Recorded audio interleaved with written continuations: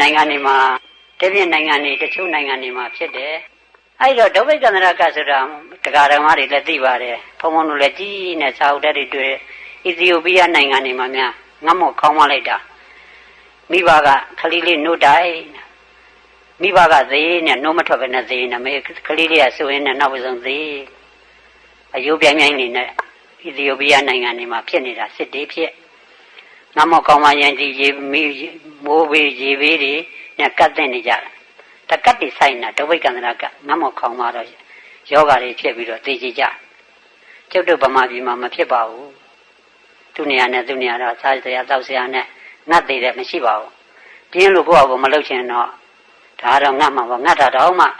တနေ့လုံးမငတ်ပါဘူးတနေ့လုံးနဲ့နှက်စားတနတ်နဲ့စားလည်းရဒါငတ်တယ်မခေါ်ပါဘူးဒုဗိကန္တရကနဲ့ကျုပ်တို့ဗမာပြည်မှာလွတ်ပါတယ်ယောဂကန္တရကဆိုတဲ့တပြည့်နိုင်ငံမှာယောဂမျိုးမျိုးဗမာပြည်မှာဒီလောက်ယောဂမရှိဘူးသိချင်းတရားတပြည့်နိုင်ငံနဲ့သိလိုက်တာဒီနိုင်ငံမှာဒီလိုစစ်တီးဖြစ်လို့သိတာလည်းမရှိဘူး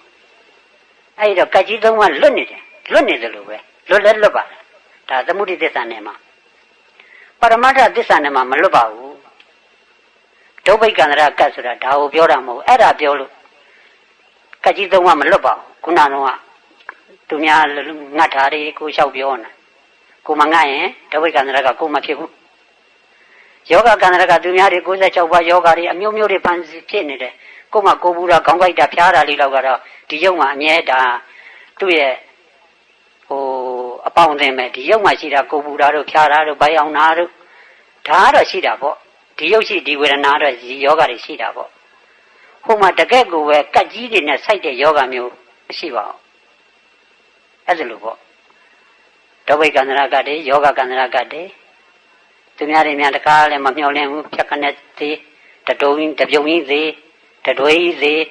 တကားလုံးသေး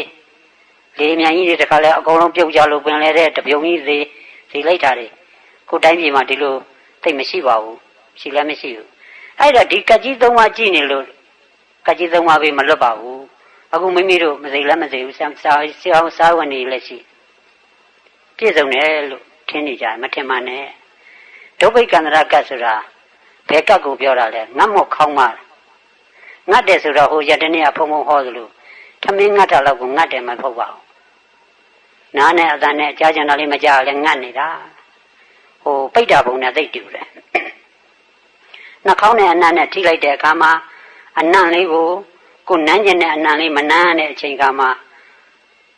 ငတ်နေတာပဲအနံ့ကလည်းငတ်တာပဲအတန်ကလည်းကိုကြားကြတာလေးမကြားရငတ်နေမျက်စိလေးကလည်းကိုမြင်နေတာလေးမမြင်ရငတ်နေတာပဲအလုံးမပြေဘူးပေါ့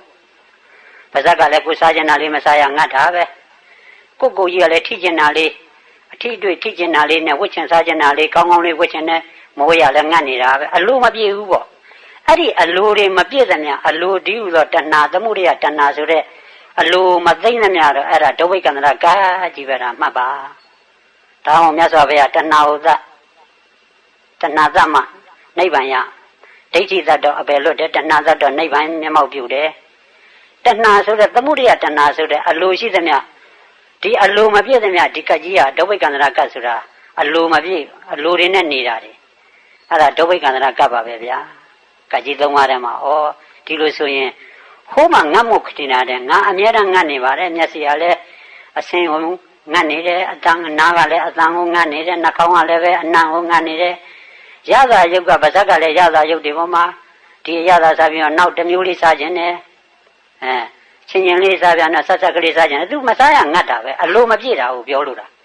ဒီအလိုတွေနဲ့ရှိသမျှငတ်မော့ခေါင်းရတဲ့ဘေးနဲ့အမြဲတမ်းနေ့တူကဖုံဖုံတို့တွေယောဂီတို့တွေအမြဲတမ်းအဲ့ဒီအငတ်ဘေးကြီးနဲ့အမြဲနေရတယ်အလိုမပြည့်တာအငတ်ဘေးကြီးပေါ့အဲ့ဒါဒုဗိကန္တရကကြီးပေါ့ကိုကြာမန်းကြာနေကြာမန်းသိကြဖို့ဒီအလိုသိမ့်မှငြိမ်းမှာကိုအလိုသိမ့်တဲ့နေ့ကလည်းဒီနည်းမှတပါဘာမှမရှိဘူးဒီဝိပဿနာနည်းမှတပါဒီအလို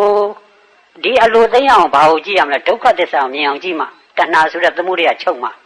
ဒီဒုက္ခသစ္စာမမြင်တော့တဏှာသမုဒယောဘဝေတဲ့ဒီတဏှာကိုအလိုလိုက်ရင်တော့ဘဝတွေရကြမှာပဲဟိုဘက်ဘဝရောက်လဲငတ်လို့ဆုံးမှာမဟုတ်ဘူးတဘဝပြီးတဘဝကျုပ်တို့ကအငတ်မပြေဒါကြောင့်မလို့ဗာလဲ ဒီသောက်လေငတ်မပြေတဲ့ဆန်းကန်ရည်သောက်ရတယ်လို့ပဲတဲ့ဒီတဏှာဆိုတဲ့အလိုဟာဘယ်တော့မှပြည့်တယ်မရှိဘူးဒါလိုပြန်တော့ဒါလေးရပြန်တော့နောက်တစ်ခါအဲ့ဒါလေးနဲ့အဆက်သွင်းနဲ့နောက်တစ်ခုလိုပြန်နဲ့ကားရပြန်တော့ကားလေးရှိပြန်တော့ဒရိုင်မာလိုပြန်နဲ့ဒရိုင်မာနဲ့ကားနဲ့ရပြန်တော့ဓာတ်စီရလိုပြန်နဲ့အလိုတွေပြနေဒါသူ့ထားဖို့နေရာလေးကလိုပြန်နဲ့အလိုတွေတစ်ခုရလိုက်ရင်နောက်ထပ်အလိုတွေပွားထွက်သွားတာတွေအများကြီးပဲအဲ့ဒီအလိုတွေကိုတဏှာဆိုတဲ့သမုဒိယအလိုမသိမ့်သမျှဒီအလိုနဲ့ပေါင်းသမျှဒုဗိကန္တရကာဆိုတာငတ်မော့ခေါင်းပါတယ်ဆိုတာထမင်းငတ်တာကိုပြောတာမဟုတ်တခုတည်းကိုစိုက်ပြောတာမဟုတ်ကြားလို့တဲ့ကြားကျင်တာလေးမကြားရငတ်တာပဲအသံပေါ်မှာမြင်ရင်တာလေးမမြင်ရငတ်နေတာပဲငတ်တော့ပူလောင်တာပေါ့ကိုယ်တက်သွားတယ်ကိုသားသမီးလေးကိုတွေ့နေကြမတွေ့ဟဲ့ပဲသွားလဲဘာလို့လဲအမပူလောင်သွားတယ်အချိန်နဲ့မရောက်ဘူးဟာအချိန်နဲ့မရောက်တာဘာဖြစ်လို့လဲကိုသားသမီးတွေမြင်လိုက်မှမမြင်လိုက်ရရင်တရက်နဲ့တော့မလာဘူးဆိုဟောစာတော့ပူလောင်ရင်နဲ့ပူလောင်တယ်လို့မျက်စိနဲ့အစင်းနဲ့ကိုသားသမီးမမြင်လိုက်တော့လေတောကဆိုတော့ပူလောင်လာပြန်တယ်အတူတူပါပဲထမင်းစားတယ်လို့ပူလောင်တယ်လို့ပဲမျက်စိကလည်းငတ်တော့ပူလောင်လာတယ်နားလည်းငတ်တော့ပူလောင်ဒီအသားမကြောက်ဘူးအမလေးအမေကြီးလို့អော်ကြည့်ပါလားနားနဲ့အမလေးငါသားဘာဖြစ်လဲဆိုတော့အလိုကဘာဖြစ်မှမသိတဲ့အလိုကြောင့်ဘာများဖြစ်ရင်ထဲမှာဒိတ်ဆိုပူလောင်များနေထမင်းမှမဟုတ်ဘူးထမင်းမစားလို့ရင်ထဲပူလောင်တာမဟုတ်ဘူးကြားတဲ့အပေါ်မှာလည်းငတ်တော့ပူလောင်နေမြင်ကျင်တာလေးမမြင်ရတော့လည်းငတ်တော့ပူလောင်နေအနံလေးမနာပြန်တော့လည်းနံငယ်သားနဲ့မနာပြန်တော့လည်းပူလောင်နေဒါအငတ်ဘေးနဲ့6ပေါက်6တော်တာမှာဖုံဖုံတို့တိုက်ခိုက်တိုင်းဒီအာယုံဆိုတဲ့သမုဒိယတဏှာအလိုကဘယ်တော့မှမပြည့်တော့အဲ့ဒီအလိုတွေနဲ့မိမိတို့နေ့တူကနေရတာအဲ့ဒါဒုဗိကန္တရကအလိုမပြည့်တာဒုဗိကန္တရကပါပဲဒါအပြင်မှာမဟုတ်ဘူးနော်မိမိတို့လက်ရှိရတဲ့ခန္ဓာကိုယ်ကြီးမှာကိုအဲ့အလိုတွေသိမ့်မှငြိမ့်မှအငတ်ပြင်မှာဒါကိုဒုဗိကန္တရကခေါ်ပါတယ်ယောဂကန္တရကဆိုတော့အဲ့ဒီအလိုတွေကြောင့်ရှားရဖွေရနေဘူးမရှောင်မိုးရမရှောင်ဒီခန္ဓာကြီးရလာတော့ဒီခန္ဓာကြီးက96ပါးယောဂဝေဒနာတွေကိုအမြဲတမ်းလက်သင့်ခံနေတဲ့ယောဂတုံဝေဒနာတုံပေါ့ဓာတ်ကြီး၄ပါးပေါ်တဲ့ကောဒီဓာတ်ကြီး၄ပါးဟာဒုက္ခသစ္စာကြီးညောင်းမယ်ညာမယ်ကြိုက်မယ်ခဲမယ်ထုံမယ်ကျင်မယ်အောက်မယ်ကြမယ်ဆိုတာတွေကဒါနှစ်တူကရှိနေတဲ့အလုပ်ပဲရရင်လည်းကိုယ်ရညောင်းလို့လည်းဟိုဘက်ပြောင်းတယ်အခုတရားလာအထုတ်တဲ့တရားဓမ္မတွေအကြောင်းလာတဲ့နေကောင်းရင်လားကောင်းပါတယ်ခင်ဗျာနေမကောင်းလို့လာတာပေါ့နေလို့အိမ်မှာမကောင်းကောင်းအောင်လို့ဒီစိတ်ကလေးနေကောင်းအောင်လို့လာကြဒီထိုင်းနေရင်လည်းဘုံဘုံရှိမှထိုင်းနေဒီဘက်ကနေဟိုဘက်ပြန်လိုက်တာဘာလို့ပြန်လဲနေမကောင်းလို့ပြန်လိုက်ရတာပဲနေလို့ဘယ်လိုလုပ်ကောင်းမှာတော့အဲ့ရဘုံဘုံလဲမှနေမကောင်းလို့ယူထားတာဒီခန္ဓာကြီးရလာရင်နေလို့ကိုမကောင်းအဲ့ဒါဘာလို့လဲယောဂတော်ကြီးမို့လို့ဒီခန္ဓာရလာရင်96ပါးယောဂဆိုတာလက်ဝယ်ရရှိပြီအဲ့ဒီယောဂတော်ဝေဒနာတော်ကြီးနဲ့အမြဲတမ်းနေတာကိုကယောက်ျားမိန်းမလို့ထင်ထားတာသူ့ပြုစုယူရနေရတာဒီယောဂတွေတက်နှစ်တူကသုတ်တင်ရှင်းလင်းလုပ်ပေးနေရတယ်အဲ့ဒီတော့ဒီခန္ဓာကြီးဟာယောဂတွေအပြည့်နဲ့နေတဲ့ယောဂကန္တရကကြီးနဲ့လည်းမိမိတို့မိနေတယ်ငါမခေါင်းမခြင်းတွေလည်းမိနေတဲ့ယောဂတွေကလည်းအမြဲတမ်းကိုယ်မှာစားကျင်တာလေးမစားရရင်ခံစားနေရတဲ့ယောဂမြင်ကျင်တာလေးမမြင်ရရင်လည်းကိုယ်မှာစိတ်တွေဆင်းရဲနေတဲ့ယောဂနာမ်ယောဂရုပ်ကလည်းပဲကိုယ်ပူပြလိုက်ခေါင်းကိုက်ပြလိုက်ဗိုက်အောင်ပြလိုက်မျက်စိမှုံပြလိုက်နားထိုင်ပြလိုက်ခါကိုင်းပြလိုက်သွားကျိုးပြလိုက်ဆံမင်ဖြူပြလိုက်ယောဂတွေအမျိုးမျိုးနဲ့ဖိစီးနေတဲ့ရုပ်ကြီးဟာအမြဲတမ်းယောဂကန္တရကကြီးကိုလက်ဝယ်ရရှိနေပါတယ်ကိုယ်မှာနော်ကိုယ်ခန္ဓာကိုကြည့်ပါကကြီးသုံးပါဘေးကလွတ်တယ်ဆိုတာလွတ်ကြလားကကြီးသုံးပါဘေးဆိုတာဟိုအပြင်ကကကြီးသုံးပါမဟုတ်ဘူးမိမိလက်ရှိရထားတဲ့ခန္ဓာကြီးကကကြီးသုံးပါဘေးကြီးနဲ့စိုက်နေတာကြီးကိုမြင်အောင်ကြည့်ကြပေါ့အဲ့ဒီတော့မှဉာဏ်နဲ့မြင်တဲ့ပုဂ္ဂိုလ်ကကြောက်လန့်လာမယ်ဒီခန္ဓာကြီးပေါ်မှာအမှတ်တမဲ့မနေရတော့ဘူးနှုတ်ဖြင့်မေဃမောကအမှတ်တမဲ့နဲ့လေဒီယောဂတော်ကြီးနဲ့ဒုဗိကန္တရကကြီးနဲ့နေရပြီးတော့ယောဂကန္တရကကြီးနဲ့နေရပြီးတော့မိမိတို့တွေဟာပြောနေကြတယ်ဖြစ်လာတော့မှကြက်ချင်းနဲ့ကလားရိတ်ကြက်ချင်းနဲ့ကြက်လို့လေပင်ဆက်တုံးကဂီယောဆိုអော်ပြီးတော့ရင်းနှီးဦးထဲရောက်သွားကြက်ချင်းနဲ့မှနေတော့တွန်လိုက်ဟိုဘက်ကြက်ဖာချိတ်လိုက်ခေါ်လိုက်ဒီဘက်ကြက်မဟိုသွားဆိတ်လိုက်တွန်လိုက်ကြနဲ့ကြက်ချင်းနဲ့ကြက်ကလားကြီးကလေပင်ဆွဲထုတ်ဂီယောဆိုဟောသပြီအဲ့ဒီကြတော့မှအောင်မလေးပြမလုပ်ပါနဲ့အခုလိုအချိန်လေးမှာဒီလိုလာပြီးတော့ကြင်ကြံတဲ့အခါမှာဖုံဖုံတတိပေးတာပါပြန်လဲပြန်ကနေအဲ့ဒီတော့ဒုဗိကန္တရကကဲယောဂကန္တရကကဲတတ္တကန္တရကဆိုတော့ ဒီခန္ဓာရလာရင်မြေကြီးလက်ကမှလွယ်တနည်းသိကြရမယ်ကိုယ့်ရဲ့ဘိုးဘွားတွေအဖေတွေအမေတွေသိခဲ့ပြီဒီလိုပုံကိုယ်တွေကသေမျိုးတွေကမွေးတော့မိမိလည်းဘာသာလဲသေမျိုးပဲတတ္တကန္တရကကြီးကလည်းအခုမှမြတ်ဝါထက်တင်လက်ဝဲရရှိထားပြီတနည်းသေရမယ်ခန္ဓာပဲဒီယုတ်ကြီးရလာဒီယုတ်ကြီးဒီယောဂနဲ့နေတယ်ဒီယုတ်ကြီးဒီငါမောက်ခေါင်းမဘေးတွေနဲ့အလိုတွေနဲ့နေတယ်အလိုတွေမပြည့်စင်မှာငါမောက်ခေါင်းမနေတဲ့ဒုဝိကန္တရကနဲ့လည်းတွေ့နေရ96ပါးယောဂဝေဒနာတွေရုပ်ပါစိတ်မှလည်းပဲကိုခံစားခြင်းလားလေးမခံစားရတဲ့ဝေဒနာတွေနာဝေဒနာရုပ်ဝေဒနာဆိုတဲ့ဒုက္ခဝိပရိနာမဒုက္ခသင်္ခါရဒုက္ခဆိုတဲ့ဒုက္ခနှစ်ခုရိုက်ပြီးတော့ဘုံဘုံတို့တွေဒီခန္ဓာကြီးမှာခံစားနေကြ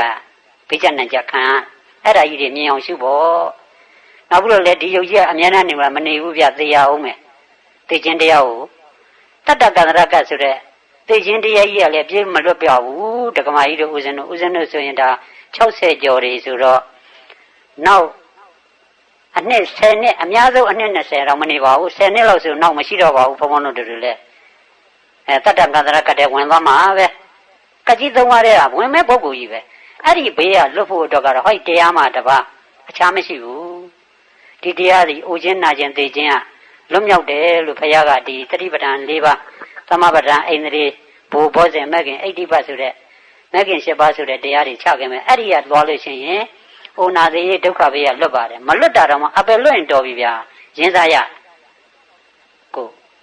ဒီရင်းစားပါလို့ရတယ်ရင်းစရာကြီးရှိလို့ရင်းစားရမှာရင်းစရာကိုမရင်းမဲနဲ့တော့အရင်ဆုံးပဲ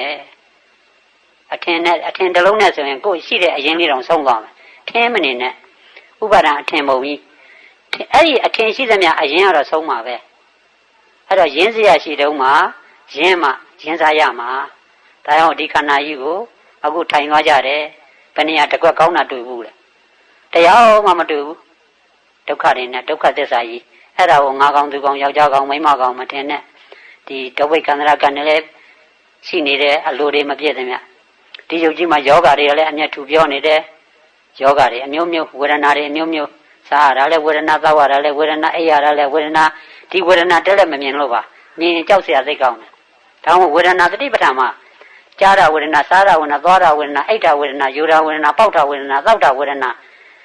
မြင်တာဝေဒနာကြားတာဝေဒနာနာနာဝေဒနာဒီဝေဒနာတစ်လုံးနဲ့မစိတ်တည်သွားရင်အဲ့ဒီဝေဒနာကိုကြည့်လိုက်တော့မှဒီခန္ဓာကြီးဟာဝေဒနာရောဝေဒနာကဒုက္ခသစ္စာကြီးအမှန်ဖြစ်နေတာကြီးကိုတွေ့တော့မှကိုယ့်ကိုကြောက်မဲ့ဖွယ်ရာယုတ်ကြီးပဲဒီယုတ်ကြီးကဘာနဲ့တူသွားလဲဆိုအဲ့လိုမြင်တဲ့ပုဂ္ဂိုလ်ကြတော့လေ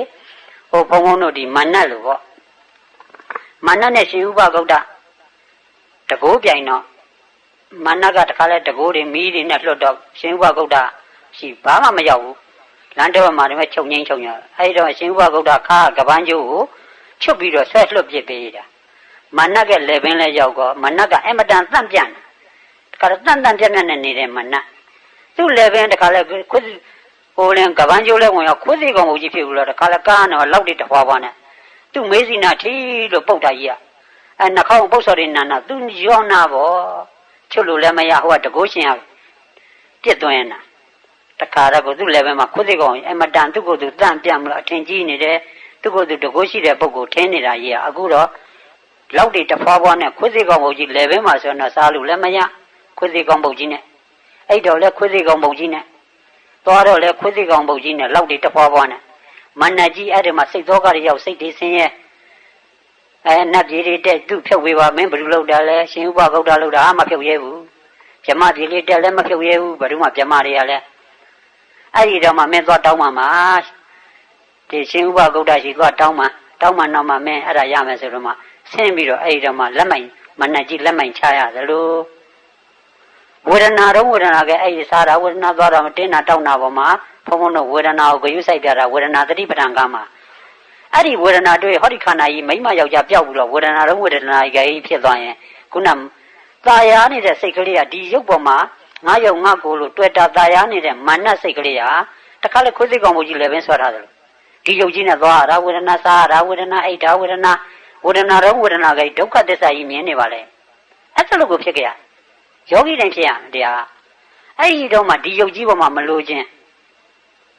နှုတ်ဖြင့်ဒီယုတ်ပေါ်မှာလို့ခြင်းအဲ့ဒီတော့မှဒီယုတ်ကြီးကြည့်တယ်ငါဒီယုတ်ကြီးကိုကြည်စမ်းယောက်ျားမိန်းမထင်ယူခဲ့တာဘာဖြစ်လို့ယူခဲ့အတိတ်တုန်းက ဒီလိုဒုက္ခတုံဒုက္ခကဝေဒနာတုံဝေဒနာငါအတိတ်ကမသိခဲ့ပါလားအတိတ်ဘဝကဟိုအတိတ်ဘဝကိုဒီလိုမသိခဲ့တဲ့အတွက်မသိတော့လူဖြစ်ခြင်းနဲ့နတ်ဖြစ်ခြင်းနဲ့ဆိုတဲ့သမုဒယတဏှာမဒီဒုက္ခလို့မသိတာကအဝိဇ္ဇာမသိတော့လူဖြစ်ခြင်းနဲ့နတ်ဖြစ်ခြင်းနဲ့တတိဖြစ်ခြင်းနဲ့ဆိုတဲ့တဏှာမသိတော့လူကျင်တာကိုလူကျင်တော့အဲ့မှာတခါလဲလူဖြစ်အောင်ဆွဲလန်းနတ်ဖြစ်အောင်ဆွဲလန်းတော့ဥပါဒာဆွဲလန်းတော့ကံသင်္ခါရလေးဒါနဒီနဲ့ပြုလုပ်တယ်သန္တရာရဲ့လေချောင်းဒါနသန္တရာရဲ့ဝတ္တဒါနခေါ်တာပေါ့ဝတ်ကိုတောင်းလှူတယ်လူဖြစ်ခြင်းနဲ့နတ်ဖြစ်ခြင်းနဲ့ဝတ်တောင်းလှူတယ်အဲ့ဒါလို့ဒါနတွေပြုလိုက်တဲ့အခါစေတနာကပို့လိုက်တော့အခုလက်ရှိရရှိလာတာဒုက္ခဝေဒနာတော့ဝေဒနာကြီးတွေအဲ့ဒါလို့မြင်တာအတိတ်အကြောင်းနေပြစ္ဆုတ်ပံအကျိုးတရားဒုက္ခသစ္စာနဲ့လှမ်းကြည့်တော့မှအတိတ်ကအကြောင်းတရားနဲ့အကျိုးတရားတွေဖြစ်လာတာတွေတွေ့ရကြောင်းကျိုးတွေဆက်ဆက်ပြီးတော့တွေ့လာအဲ့ဒါကြောင့်မလို့ယနေ့လည်းပဲဒါမိမိတို့ပြန်ကြတော့မယ်အဲ့တော့ဒီကတ်ကြီးသုံးပါဒုဗ္ဗေကန္တရာကငါဘယ်မှာဆိုင်နေသလဲမျက်စိဘောက်ကဆိုင်နေသလားနားဘောက်ကဆိုင်နေနှာခေါင်းဘောက်ကဆိုင်နေသလားကိုယ်ဘောက်ကဆိုင်နေသလားမနှောဘောက်ကဆိုင်နေသလားအလိုမပြည့်သမျှအလိုတွေမသိသမျှဒုဗ္ဗေကန္တရာကဆိုတာဒုဗ္ဗေကန္တရာကဆိုတာအလိုတွေနဲ့အမြဲတမ်းထိတွေ့နေရတာဒါကပ်ပဲယောဂကန္တရာက96ပါးယောဂဝေဒနာတွေဒီယုတ်ကြီးရလာအဲ့ဒါယောဂကန္တရာဒီယုတ်ကြီးရလာဘယ်လို့မှဒီယောဂကြီးနဲ့ပြည့်မလို့ဘူး96ပါးယောဂဝေဒနာတစ်မျိုးသာယသမီးစာဝတ်နေရင်းနဲ့ဝေဒနာခံစားရတယ်ကိုလူကျန်လေးမရတော့သောကပရိဒုဝါတွေတောက်လောင်းနဲ့နာဝေဒနာကတစ်မျိုးနာဝေဒနာပို့ဆိုးတယ်လူကိုသတ်တယ်နာဝေဒနာကရုပ်ဝေဒနာစိတ်ကူလို့ရနာဝေဒနာမရအဲ့ဒီနာဝေဒနာကိုလွတ်တော့ဟောဒီတရားပဲရစိတ်ကထွက်ပေါက်ကဟောဒီတရားမှာတော့ဘာမှမရှိဘူးရုပ်ကထွက်ပေါက်ကငွေနဲ့ထွက်လို့ရတယ်စိတ်ကထွက်ပေါက်ကဒီတရားမှာထွက်လို့ရအဲ့ဒီတော့ဒီခန္ဓာရလာတော့ယောဂကန္တနာကဒုဗ္ဗေကန္တနာကငမောခေါင်းမခြင်းယောဂတွေပြည့်စုံခြင်းဖြစ်လာတော့တနေ့ဒီခန္ဓာကြီးတွေကအခုအသက်60ကျော်80ပုဂ္ဂိုလ်တွေကနောက်နှစ်ပေါင်း40တရားမှမရှိတော့ဘုံဘုံတို့တွေကြိုကြည့်လိုက်ပေါ့နောက်နှစ်ပေါင်း40တရားမှမရှိတော့ဓာကြီးတွေဟာ6ပေခေါင်းနဲ့ဝင်ရမယ်အယုတ်ကြီးတွေအဲ့ဒီတော့ဘယ်မှာသွားပြီးတော့သူ့ကိုအခြေကြီးလည်းမနေရတဲ့ရုပ်ကိုဒီရုပ်ကိုဘာဖြစ်လို့ကိုကညှတာကြတော့မလို့ဘာဖြစ်လို့တွေ့တာကြတော့မလို့အချိန်ရှိကြလုံးလာဆိုင်ပြီးတော့လာတော့ကလည်းတယောက်တည်းပဲပြန်တဲ့တယောက်တည်းဘာမှပါတာမဟုတ်ဘူးပါသွားမှာကိုပြုတ်လုပ်ခဲ့တဲ့ကံနေအကုသိုလ်ကံနေအကုသိုလ်တုတ်ကြီးယူသွားကုသိုလ်ကံနဲ့လုပ်ခဲ့တဲ့ပုဂ္ဂိုလ်ကကုသိုလ်တုတ်ယူတဲ့အကုသိုလ်ကံများတဲ့ပုဂ္ဂိုလ်ကအကုသိုလ်တုတ်ကြီးနဲ့အောက်ဆင်းဒါပဲရှိတယ်အဲ့ဒီတော့မှဝင်းနေပလက်နဲ့ကိုလာလန်ပြန်တော့မှဝင်းနေပလက်နဲ့ပြန်ရမှာဆိုလို့ဖုံဖုံတတိပေးတာပါအဲ့တော့လက်ရှိခန္ဓာယူတာကြည့်ကြပါလက်ရှိခန္ဓာကြီးကငါးကောင်သူကောင်ယောက်ျားကောင်မိန်းမကောင်ဆိုတာကြီးတယ်ပုတ်အဲ့ဒါကိုပြောက်အောင်ဖြောက်တဲ့နေရဟောဒီဝိပဿနာမှာလွယ်ဘာမှမရှိဘူးခရငါသူတော်ဘာယောက်ျားမိန်းမပုဂ္ဂိုလ်တ attva အသက်လေးပြမရှိပါဘူးလို့ခေါ်တာအခုဘုံဘုံကငါလည်းရှိတယ်သူတော်ဘာတွေလည်းရှိတယ်ပုဂ္ဂိုလ်လည်းရှိတယ်တ attva တွေလည်းရှိတယ်အသက်တွေလည်းရှိတယ်လက်ပြလည်းရှိတယ်အဲ့ဒီတော့ဘုရားဟောတာနဲ့ဘုံဘုံတို့ကဗုဒ္ဓဘာသာယူပြီးတော့သိကြတဲ့အယူနဲ့ဟာ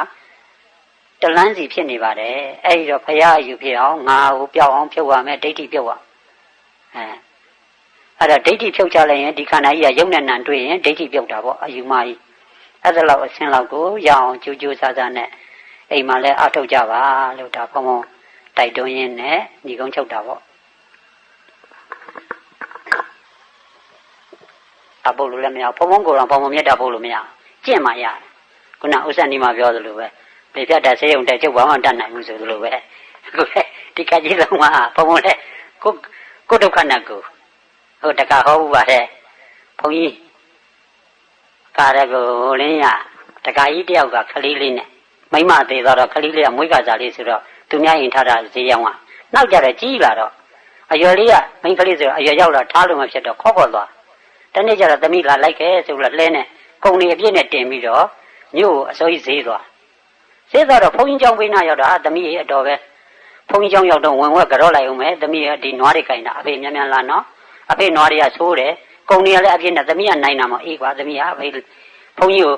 ကိုကြော့ကြတဲ့ပြီးလှူတာလေးလှူပြီးငါလာခဲ့ပါမယ်အေးအဖေမြန်မြန်လာသမီးကနွားတွေမနိုင်ဘူးအဖေကုံနေရအများကြီးအေးလာပါမယ်ဆိုတော့ဒါလည်းဘုန်းကြီးကျောင်းတက်လာဘုန်းကြီးကလည်းသူ့တကားလာတော့ဝင်လာရနဲ့ဟာတကားလာကွာမင်းဘယ်တော့မှဘာလုပ်လဲတပည့်တော့ဘာကုံနေရောက်နေပဲဟာမင်းကလေးတော်ကြီးပြီလားကြီးတယ်ဗျာအခုလှဲပေါ်မှာပါတယ်ဗျာ အေးကွာမင်းတို့သားဖာနှစ်ယောက်ကြီးကလည်းစိတ်တွေဆင်းရဲလိုက်တာပေါ့လေဆိုပြီးတော့သူကကန်နေရဲ့အကြောင်းတွေတခါမျက်စိစုံမိတ်ဟောနေပါလေရောတခါလဲကိုအတိတ်ကအကုသိုလ်ကမကောင်းလို့ဒီလိုမင်းတို့သားဖာနှစ်ယောက်ဒုက္ခတွေရောက်ရတယ်ဆိုတဲ့အကြောင်းမျက်စိစုံမိတ်ဟောနေပါလေစကားတရားရှင်းနေရတရားရှင်းနေတော့ဟိုမှာတမိလို့ဆိုလဲနွားနေဘူးတော့နွားယုံပြီနွားယုံတော့တခါလဲကျိုးဆွဲလဲဆွဲလို့မရအဲ့တော့ဟိုကနေတော့လှမ်းခေါ်တယ်အဖေနဲ့လှမ်းခေါ်တယ်တခါတည်းဒီကဖေလို့ကကြားဟောငါသမီးခေါ်နေပါလားဘုန်းကြီးကြည့်လို့ဘုန်းကြီးကမျက်စိမိတ်ဇုံဟောနေတာဟောနေတော့ထသွားအောင်လည်းမဖြစ်ဘူးအသာလေးနေနေကောင်မလေးကလည်းနွားရီဆွဲမနိုင်ကုန်နေအပြစ်ဆိုတော့အဖေတခါစိတ်ဆိုးဆိုးနဲ့ကျုံခေါ်ပြန်ကျုံခေါ်တဲ့အခါကျတော့ဘုန်းကြီးနားမှာတရားဟောနေကြားတော့ဘုန်းကြီးကတရားကိုခဏရက်လိုက်ဟိုကလည်းအကွက်ကောင်းချောင်းနေတာဖေကလည်းဒီဘုန်းကြီးခဏရက်တုံးချိန်မှာတကမကမန်ကနန်းထပြေးပြီးတော့ကျောင်းပေါ်ကနေဟေးလို့ထူလိုက်အဖေလာခဲ့ပါဦးအဖေကသမီးဒုက္ခရောက်နေပြီအဖေနွားတွေကမနိုင်လို့သမီးဒုက္ခရောက်နေအော်ကြီးချက်နဲ့ဟိုကလှုပ်တယ်ဟိုကလည်းမနိုင်မနဲ့အဲ့တော့ဖေကဘာပြောလဲဆိုတာသမီးလည်းသမီးဒုက္ခနဲ့သမီးအဖေလည်းအဖေဒုက္ခနဲ့အဲ့ဒါလည်းဒီလိုပဲပေါ့ကိုဒုက္ခနဲ့ကိုကြီးပဲဘုံတို့ဒုက္ခနဲ့ဘုံတို့သမီးလည်းသမီးဒုက္ခနဲ့သမီးနဲ့ဒါသွားကြရတော့ဒါပဲရှိတာပဲခုနကတော့ခင်းမနေကြနဲ့တယောက်ကိုဒုက္ခနဲ့ကိုကြီးပဲဟုတ်တယ်မလားဘုံလည်းကိုကကိုလွတ်အောင်ယုံနေရတာကိုကပုံစားကိုညက်တာခက်တယ်သူများကပုံစားတာကဟိုမှာညက်နေတယ်ဟေးဆိုတာမျက်စောင်းထုတ်ပြတယ်ကိုကပုံစားညက်နေတာအထုပ်ကခက်တယ်တဲ့အဲ့ဒါလိုပါပဲကဲရည်သက်ချမယ်နော်တီလာလေးပါလေးယုံမလားဟမ်ယူမယ်ကဲအားလုံးကဲတီလာနောက်ပိတ်ဆုံးလာလိမ့်မယ်တဲ့အလှသေးသေးလေးလာလိမ့်မယ်လို့ဒီလိုဟောတော့ဘုရားဟောမှန်တယ်ပေါ့ရှင်ညောညီတော်အနန္ဒာတောင်လောက်ကလေးလောက်အခင်းချင်းလေးလောက်တာလာလိုက်တဲ့လူအောင်နဲ့အုံထလာတာပဲမနိုင်မနှင်းကိုကြောင်းတဲ့ကြီးပါပြတ်သွားဘုရားကပြောတော့တရားပွဲသေရှင်ဟောလင်းဟာဒီအလှသေးသေးလေးလာမယ်ဆိုတက်ကြီးကြပါလားညီတော်အနန္ဒာအဲ့ဒါနဲ့နေကြတော့ဘုရားဆိုတော့သူပဲလျှောက်ရဲမလဲနောက်တလနှစ်လောက်ကြတော့အနန္ဒာတဲ့တရားပွဲအကြီးလာလိမ့်မယ်တဲ့ပြင်းစင်တာဆိုတော့အကြီးကျယ်ပေါ့လေဟိုလိုအရင်တခါလာတဲ့ဥစ္စာမျိုးလို့တခါသူ့နဲ့ကြီးကျယ်အောင်ဖန်ဆင်းတဲ့အခါလဲကိုချက်တွင်ပြီးတော့ခင်းကျင်တာလာတော့40-50ရောက်တယ်သူကအဲ့ဒီတော့မှသူဘယ်လို့မှမဝေဘဲတော့ဘုရားကိုလျှောက်တယ်အရှင်မယားတဲ့သက်တော်ရှင်အရှင်မယားဖရားအရင်လွန်ခဲ့တဲ့လတုန်းက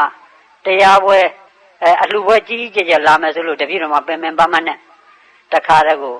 အလှပွဲသေးလာမယ်ဆိုလို့တပည့်တော်မှာအကြီးဟိုနဲ့မှလေးဖြစ်တယ်လို့လေးခင်းထားတာလာလိုက်တဲ့ပရိသတ်နဲ့အလှကကြီးကျယ်ပါဗျာတခါမဆာမပြည့်အကြောင်းတိုက်မှာဖြစ်သွားပါတယ်အနန္ဒာအဲ့ဒီအလှကအသင်ဟာအရေးအတွက်တာကြည်တာအရေးချင်းကြတော့လုံးဝမရှိဘူးတဲ့တရားပွဲကဒီအလှကသေးလေးအလှတဲ့ညောင်ပင်လောက်လှတော့ညောင်စည်းလောက်ရတဲ့အလှပါတဲ့အခုတစ်ခါကြတော့တဲ့တရားပွဲအကြီးလာမယ်ဆိုတပည့်တော်မန္တတွေခါတိုင်းနဲ့တော့ပို့ပြီးတော့ပြင်းစင်အခင်းချင်းတွေလောက်တာလာတော့40-50ရောက်တဲ့ပါပဲအဲ့ဒါအလှပွဲအကြီးကြီးတဲ့ဘာလဲဆိုဒီရုပ်တည်နာနေပေါ်နဲ့လွတ်မြောက်အောင်ခေါ်ရတဲ့ပွဲဖြစ်နေတော့ဒီပေါ်မှာ1မက်1ဖို့2မက်2ဖို့3မက်3ဖို့4မက်4ဖို့တွေကိုရအောင်ဒီ3-4ယောက်တည်းရနေပြီးတော့နာယူပြီးတော့ကျွတ်တန်းကိုရသွားတဲ့အတွက်ဒါပွဲကြီးခေါ်တဲ့ချက်သားတဲ့ဒီလိုသုတ်တန်ထဲမှာရှိပါတယ်တရားဓမ္မတို့ဒါကြောင့်မလို့အခုပွဲရဒါဖုံဖုံမှာတော့ပွဲကြီးပဲရန်ကုန်မှာဖုံဖုံလုပ်ခဲ့တာတရားပွဲလေးတွေတကက်ကိုကြည့်လိုက်ရင်တော့ကြီးညိုစရာလူတိုင်းအားရှိတယ်ဘယ်ဒီကဟိုလည်းမြန်တီးလိုက်ပြီဆိုရင်လုတ်ပေးထားတာရန်ကုန်ကဟိတ်တွေအရေးကြီးဟိတ်ရှိမှလည်းလူတွေကတက်တာဟုတ်ဟိတ်နဲ့ဟန်နဲ့ဆိုတာတခါတည်းရဟန်းနေဆုံးခံတယ်တဒန်းကြီးညိုပွဲရပြန်လာပြီးတော့သပိတ်တွေယူတာဧကသနေဘာလပိုင်းဒုတွင်တိစိဝရိတ်ဒုတွင်5ပါးကိုအနည်းလေးဆောင်တာအဲ့ဒီမှာသူ့နေရာနဲ့သူထားအဲ့ဒီကပြီးတဲ့ကသပိတ်တွေစီယူတဲ့ပုဂ္ဂိုလ်နဲ့သူ့နေရာနဲ့သူကွန်ချတာနောက်ပဲဆုံးရေချိုးပြီးတော့သံဃာတော်များသပိတ်အလူခံကြွပါဆိုရင်ဟိုကတခါတော့ပြောတိပိလိုက်သံဃာတွေကတပါးစီတန်းထွက်သွားလူတွေကြီးညိုတာပေါ့ကြီးညိုစရာကိုလောက်တော့ကြီးညိုတာပေါ့အဲ့ဒီမှာသပိတ်တွေကိုတခါလကာယကရှင်ရလှူတဲ့ပုဂ္ဂိုလ်ကလှမ်းပြီးတော့ကတ်သွားတဲ့တပါးကိုတစ်လုံးနဲ့အပါ40ရှိ40အပါ50ရှိ50ကြီးညိုစရာတွေပေါ့ နောက်သီလရှင်တွေကလည်းဒူတယ်မဲ့သီလရှင်တွေကလည်းသူ့ဒူတယ်နဲ့သူလည်းသူ့တပိတ်နဲ့သူသီလရှင်ကြီးကြတော့သတ်တပိတ်လုပ်ပေးတာတဲ့ခွက်တွေပေါ့အခုသီလရှင်တွေအတွက်ကိုသူတို့ကလည်းသူတို့တပိတ်နဲ့သူတို့ဆိုတော့ကြည့်လို့ကောင်းပြီးတော့တခါလဲကြီးညိုစရာပေါ့တရားကျင့်တဲ့အခါကျတော့လေတခါထိုင်တဲ့အခါမှာသူ့ကွင်းနဲ့သူ့ကွင်းညီညွတ်ကြီးကြီးတခါလုပ်ပေးတာတော့လာကြည့်သိကြီးညိုစရာကောင်းတယ်ဒါပေမဲ့တရသားကြတော့ဒီလောက်မကောင်းဘူးဝုံတိုင်းနေနဲ့ဖုံဖုံပြနေရတယ်ဒါအနှစ်ကိုမသိလိုက်ကြဘူးအကာကိုအနှစ်တင်သွားတယ်လောကမှာလည်းအနှစ်ပြရင်တရားမှလာမှာမဟုတ်အကာတွေပဲလုပ်ရအကာထဲမှာအနှစ်ပါအောင်လုပ်နေရတာအခုကအကာမပါဘူးအနှစ်ကြီးပဲအခုဒီစကန်ဒါကြောင့်မလို့တန်မိုးရှိပါတယ်လို့ဒါဖုံဖုံကပြောပြတာပါဖုံဖုံလုပ်ခဲ့တဲ့ပွဲထဲမှာဒီပွဲကတန်မိုးရှိဆုံးပွဲအနှစ်ပွဲဟိုကဖုံဖုံလုပ်ခဲ့တာအကာတွေများခဲ့တဲ့ပွဲပါဒီလိုမှပကာသနာဆိုတဲ့အကာမပိုင်လဲရန်ကုန်မြို့ကမဖြစ်ဒီမှာအကာမပါအနှစ်သက်ကလေးလုပ်တဲ့အတွက်ဒါပွဲကြီးပွဲကောင်းတကယ်တရားပွဲကြီးစကံပွဲကြီးပါပဲကဲရည်စက်ချမယ်နော်အဲဒီတော့ခုနတကားလည်းပဲတကားကြီးလည်းပဲကိုယ့်ရဲ့နေစကံကြီးကျိုးကို၎င်းတတ္တဤတို့အဉဏ်ဖြင့်သက်ဝင်ကြုံကြည်ပါကုန်သည်ဖြစ်တိတရဏိနာသရဏဂုံသုံးပါးနဲ့သဟတကောအထင်ကသမဏကတံ၈ပါးသောသီလတော်မြတ်တို့ကိုသမာဓိတော်ကဏိတော်ကောင်းစွာခံယူဆောက်တည်ကုန်ပြီဒီဖြစ်၍အာယသမဏအရှင်ဘုရားတို့ဟာ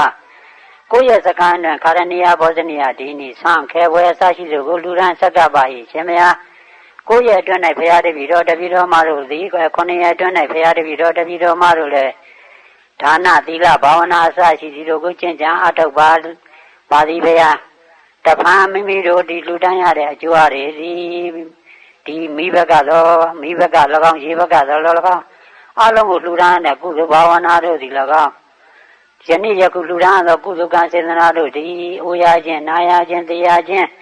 အစရှိသောဘေဒုက္ခအနန္တဆင်းရဲဗမေတို့သည်တရားကုံရာဒုက္ခသစ္စာဆင်းရဲမှန်သောဤခန္ဓာရင်ကို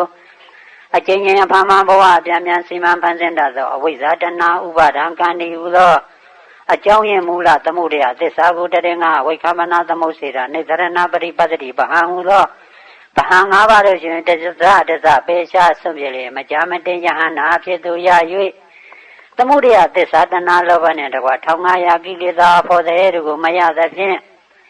ဘဝဆက်ဆက်ကပြုခဲ့ဘူးသောကုသိုလ်ကံအကုသိုလ်ကံတို့သည်အကျိုးပေးခွင့်ကိုမရ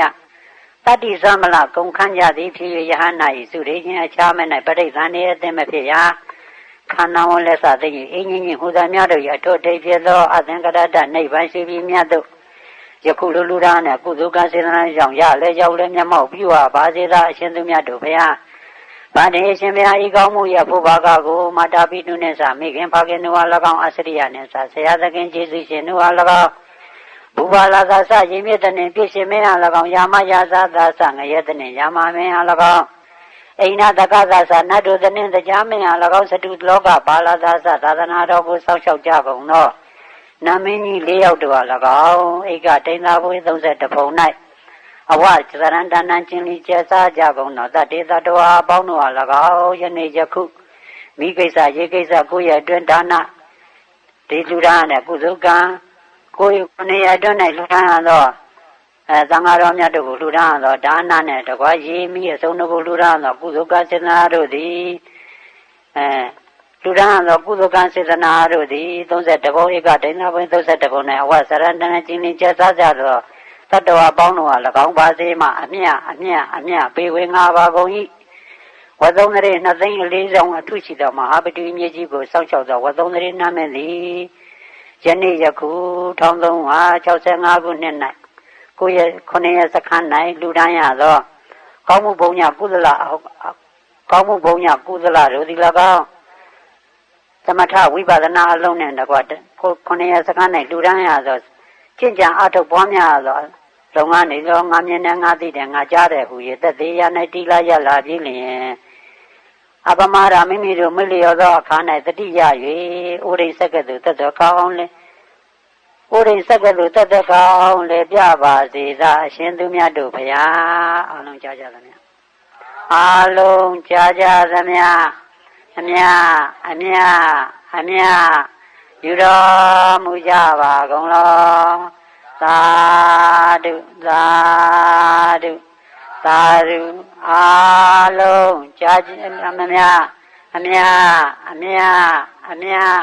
ယူတော်မူကြပါကုန်လောသာဓုအားလုံးကြားကြသမျှအမြယူတော်မူကြပါကုန်လောသာဓု